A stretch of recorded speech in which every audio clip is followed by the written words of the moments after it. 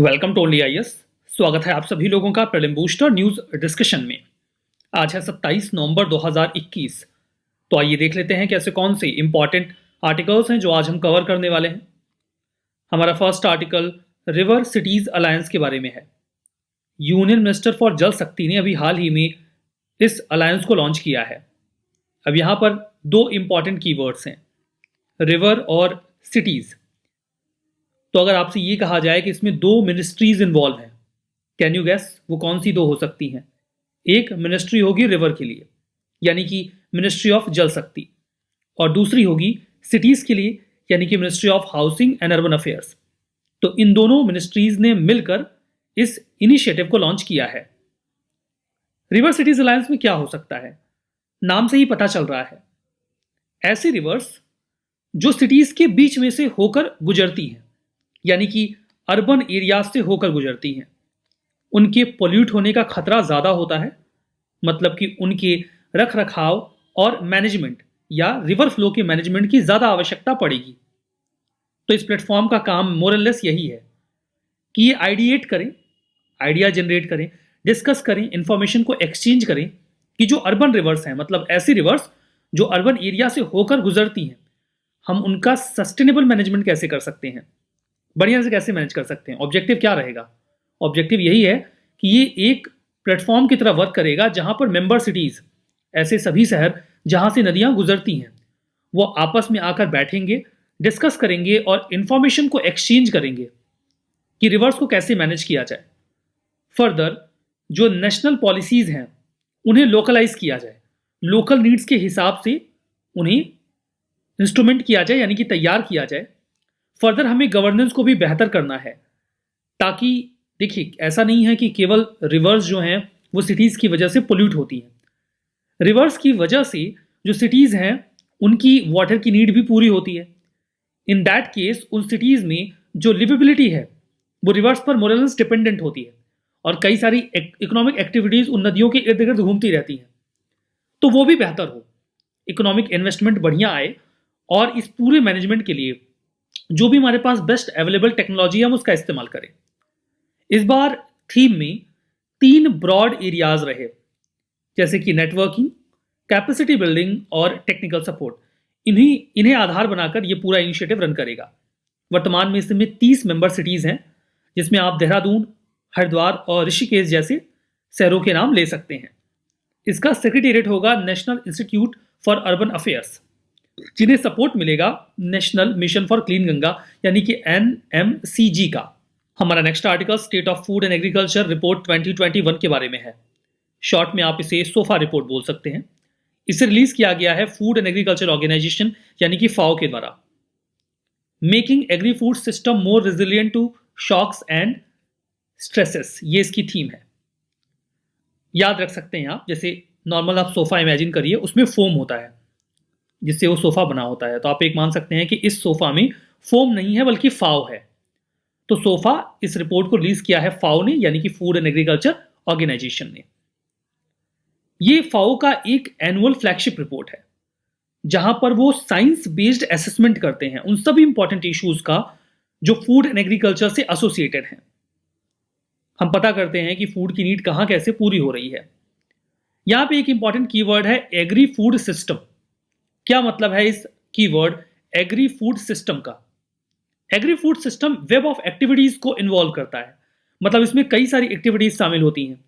Food है, इसका मतलब ये केवल नहीं है कि केवल एग्रीकल्चर, एग्री फूड है तो एग्रीकल्चर से ओरिजिनेट होने वाला फूड, सिर्फ मामला इतना नहीं है, बल्कि एग्रीकल्चर से जो कुछ हमें मिलता है, चाहे वो फूड हो या फिर नॉन फूड हो, वो सभी इसका हिस्सा बन जाते हैं।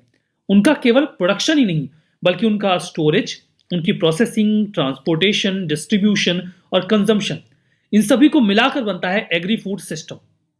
एग्री फूड सिस्टम हर साल 11 बिलियन टन फूड जनरेट करता है। 32 मिलियन टन नेचुरल फाइबर और 4 बिलियन टन वुड भी इसी एग्री फूड सिस्टम के द्वारा ओरिजिनेट हर साल किया जा रहा है। क्या निकल के आया फाइंडिंग्स में? फाइंडिंग्स में ये निकल के आया कि दुनिया भर में क्वार्टर ऑफ एम्प्लॉयमेंट, यानी कि 25% जो एम्प्लॉयमेंट है वो इसी एग्री फूड सिस्टम से ओरिजिनेट हो रहा है। यहां मामला केवल एग्रीकल्चर का नहीं है, बल्कि एग्रीकल्चर से एसोसिएटेड जो और एक्टिविटीज हैं, जैसे मैंने आपको बताया स्टोरेज, प्रोसेसिंग, ट्रांसपोर्टेशन, इसमें भी जो एम्प्लॉयमेंट इन्वॉल्व है उसे भी हम यहाँ काउंट कर रहे हैं। सब सहारन अफ्रीका में अगर आप जाएंगे तो आधे से ज्यादा आबादी एग्री फूड सिस्टम में इन्वॉल्व है, एम्प्लॉयड है। और लो इनकम कंट्रीज में 60% पॉपुलेशन आपको एग्री फूड सिस्टम में एम्प्लॉयड दिखेगी। इसका एक एस्टिमेशन के अकॉर्डिंग जो ग्रॉस वैल्यू है एग्रीकल्चर आउटपुट का, 2018 का डेटा हमारे पास राइट नाउ अवेलेबल है, दैट इज 3.5 ट्रिलियन। अब एग्री फूड सेक्टर की बात करते हैं ग्रीन हाउस गैसेस के एमिशन के टर्म्स में। जैसे ग्रीन हाउस गैस का एमिशन दो सोर्सेस से हो सकता है, एक तो नेचुरल और दूसरा मैन मेड, जिसे आप एंथ्रोपोजेनिक भी बोल सकते हैं। तो जो एंथ्रोपोजेनिक ग्रीन हाउस गैस का एमिशन होता है उसका 1/3 एमिशन आपको अकेले एग्री फूड जो पूरा सिस्टम है उसी से मिल जाएगा। ये हेडिंग यहां पे गलत है, ठीक है। फर्दर अर्थ पे जो भी लैंड एरिया है उसका 37% ये जो हमारा एग्री फूड सेक्टर है वो कवर कर लेता है। फाओ के बारे में बात करते हैं। फाओ एक स्पेशलाइज्ड एजेंसी है यूएन की जो कोशिश करती है कि हंगर को डिफीट किया जाए। हेडक्वार्टर्ड है इटली के रोम में। 1945 में इसे बनाया गया था। फाओ का गोल है कि सभी लोगों के लिए फूड सिक्योरिटी को इंश्योर किया जाए, सभी लोगों के पास हाई क्वालिटी फूड अवेलेबल हो ताकि वो हेल्दी लाइफ जी सके। इंडिया फाओ का मेंबर है, ये आपको याद रखना है, इंडिया फाओ का मेंबर है। हमारा नेक्स्ट आर्टिकल संघाई कोऑपरेशन ऑर्गेनाइजेशन यानी कि एससीओ के बारे में है। एससीओ काउंसिल की 20th हेड्स की जो मीटिंग है वो अभी नूर सुल्तान में हुई, वर्चुअल फॉर्मेट में। कजाकिस्तान के पास इसकी चेयरमैनशिप है और नूर सुल्तान उसकी कैपिटल है। ये एक परमानेंट इंटरगवर्नमेंटल इंटरनेशनल ऑर्गेनाइजेशन है जहां पर कई सारी सरकारें एक साथ मिलकर आती हैं। इसे 2001 में बनाया गया था। इसके लिए एक चार्टर लाया गया 2001 में, जब प्लान बना तो इस चार्टर को लाया गया 2002 में और ये चार्टर कंप्लीटली फोर्स में आया 2003 में। ये एक Eurasian political economic military organisation है। यूरेशियन का मतलब ये है कि इसमें यूरोप और एशिया दोनों के ही देश हैं। अगर आप रशिया को ही शामिल कर लें तो रशिया यूरोप और एशिया दोनों में है, तो यूरेशियन तो वही बना देता है अकेले इसको। इनका काम है रीजन में पीस, स्टेबिलिटी और सिक्योरिटी को इंश्योर करना। शुरू में ये संघाई 5 मैकेनिज्म के नाम से जाना जाता था क्योंकि तब इसमें केवल 5 देश शामिल थे, जैसे कि चाइना, कजाकिस्तान, किर्गिस्तान, रशिया और तजाकिस्तान। बाद में इसमें 3 कंट्रीज और भी ऐड हो गई और अब जो संख्या है वो बढ़कर हो गई है 8। जो 8 देश वर्तमान में हैं वो हैं India, Kazakhstan, China, Kyrgyzstan, Pakistan, Russia, Tajikistan और उज्बेकिस्तान। इनकी ऑफिशियल लैंग्वेज रशियन और चाइनीज है। इसका सेक्रेटेरिएट बीजिंग में है। इनकी एक एग्जीक्यूटिव कमेटी है रैट्स की, वो ताशकेंट में वर्क करती है। इसमें 4 देशों के पास ऑब्जर्वर स्टेटस भी है, 2000 अफगानिस्तान, बेलारूस, ईरान और Mongolia. Head of state council ये सुप्रीम डिसीजन मेकिंग बॉडी है एससीओ की। सारे बड़े डिसीजंस इन्हीं के द्वारा लिए जाते हैं। इसमें सभी देशों के जो रिप्रेजेंटेटिव्स हैं वो शामिल होते हैं। इनकी मीटिंग साल में एक बार होती है। यही इंपॉर्टेंट डिसीजंस और गाइडलाइंस को तैयार करते हैं कि ऑर्गेनाइजेशन वर्क कैसे करेगा। हमारा next article deep dive training programme के बारे में है। Ministry of electronics and IT इनका एक डिवीजन है, नाम है नेशनल ई गवर्नेंस डिवीजन। उन्होंने 6 दिनों का ये ट्रेनिंग प्रोग्राम कंडक्ट किया। तो इसे किसने इनिशिएट किया? नेशनल ई गवर्नेंस डिवीजन ने। किस मिनिस्ट्री के तहत है? Ministry of electronics and IT के तहत। ये एक इनिशिएटिव के तहत पूरा ट्रेनिंग प्रोग्राम लॉन्च किया गया और उस इनिशिएटिव का नाम है साइबर सुरक्षित भारत इनिशिएटिव। इस इनिशिएटिव के बारे में अभी हम जानकारी इकट्ठा करेंगे। जो 6 दिनों का ट्रेनिंग प्रोग्राम है इसके माध्यम से हम लोगों को अवेयर करते हैं कि उन्हें साइबर सिक्योरिटी की फील्ड में किस प्रकार से जानकारी रखनी चाहिए। मेन फोकस ये रहा कि जो इंडिया की गवर्नमेंट ऑर्गेनाइजेशंस हैं वहां का साइबर इकोसिस्टम स्ट्रेंथन हो, मजबूत बना रहे। इसीलिए इसमें जो भी ऑफिशियल्स हैं, आईटी ऑफिशियल्स जो फ्रंट लाइन पे वर्क करते हैं, चीफ इंफॉर्मेशन सिक्योरिटी ऑफिशियल्स, ये सभी किसी मिनिस्ट्री डिपार्टमेंट से एसोसिएटेड हों, government, semi government organisation, central state government, PSU, bank, इन सभी से ये जो आईटी ऑफिशियल्स हैं या चीफ इंफॉर्मेशन सिक्योरिटी ऑफिशियल्स हैं उन्हें ट्रेन किया जा रहा है। सिग्निफिकेंस ये है कि इसके जरिए हम स्मूथ डिलीवरी कर सकेंगे ई गवर्नेंस सर्विसेज की और हमारा पूरा जो इकोसिस्टम है ऑनलाइन का वो साइबर थ्रेट से सुरक्षित रहेगा अगर सभी लोग विजिलेंट रहेंगे तो। साइबर सुरक्षित भारत इनिशिएटिव की बात करें तो ministry of electronics and information technology यानी कि मेटी ने इसे 2018 में लॉन्च किया था। काम वही है, लोगों को अवेयर करो, कैपेसिटी बिल्डिंग करो, जो भी चीफ इंफॉर्मेशन सिक्योरिटी ऑफिसर्स हैं उनकी, आईटी स्टाफ की, ताकि गवर्नमेंट डिपार्टमेंट सेफ रहें। ये 3 प्रिंसिपल्स पे वर्क करते हैं: अवेयरनेस, एजुकेशन और इनेबलमेंट मतलब उन्हें इनेबल करिए, इंपावर करिए। सिग्निफिकेंस ये है कि अपने तरीके का ये पहला पब्लिक प्राइवेट पार्टनरशिप था जहां पर वेरियस गवर्नमेंट इंडस्ट्रीज को हमने इन्वॉल्व किया था, आईटी इंडस्ट्रीज को, जैसे कि सीडैक, सर्टिन और एनआईसी। उनके साथ मिलकर जो गवर्नमेंट इंफ्रा है उसे साइबर थ्रेट प्रूफ बनाने की कोशिश की जा रही थी। हमारा next article green energy collaboration के बारे में है। कोलैबोरेशन कोई अकेले तो नहीं कर सकता ना, मतलब कोलैबोरेशन है ग्रीन एनर्जी के फील्ड का, मतलब कम से कम दो लोग तो चाहिए। एग्जैक्टली यहां पर दो देश शामिल हैं, एक तो इंडिया खुद है और दूसरा है यूके। हमारी union minister of science and tech doctor Jitendra Singh ji ने एक ऑनलाइन मीटिंग की जो साइंस मिनिस्टर यूके के हैं जॉर्ज फ्रीमैन, उनके साथ। मामला वही था कि हम ग्रीन एनर्जी की फील्ड में कोलैबोरेट करें।